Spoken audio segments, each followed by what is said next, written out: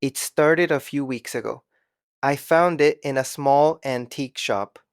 A beautiful old clock, heavy brass frame, intricate carvings, and a pendulum that swung with hypnotic rhythm. The shopkeeper smiled mysteriously. Be careful with it. Some say it doesn't just measure time, he whispered. I laughed it off. He bought it anyway. The first night, I noticed something strange. It was 11:59 p.m., and I was reading in my room. The clock ticked normally until the second hand reached 12 o'clock. Time stopped. Literally, my fan froze mid spin. My phone stopped on the same second. The rain outside hummed in the air like glass. Even my heartbeat felt paused. I panicked.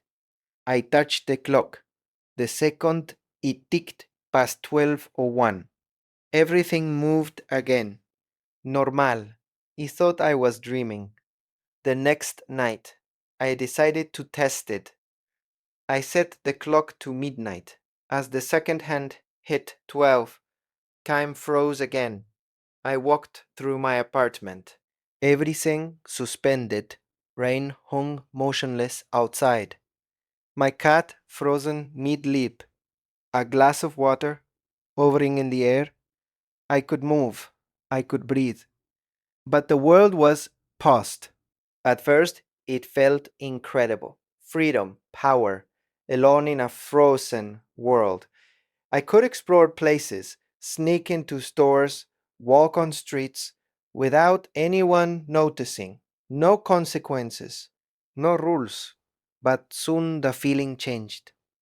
I noticed shadows moving slowly in the frozen world, figures that didn't exist in reality.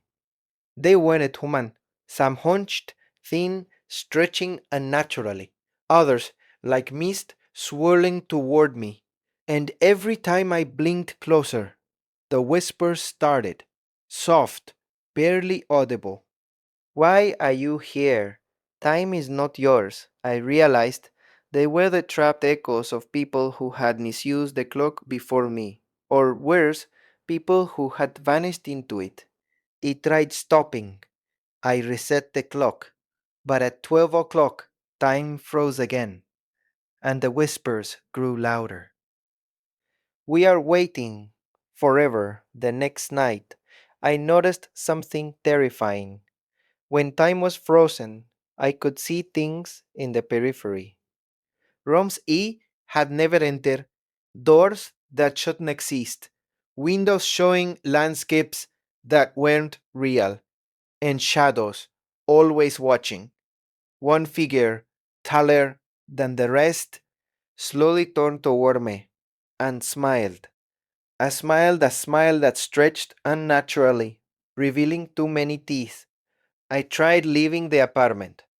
Even outside, time froze at midnight. Cars, people, birds, I paused, but the shadows followed, through alleys, streets, parks, always lurking. Then I realized the worst part. It wasn't just freezing time, it was marking me.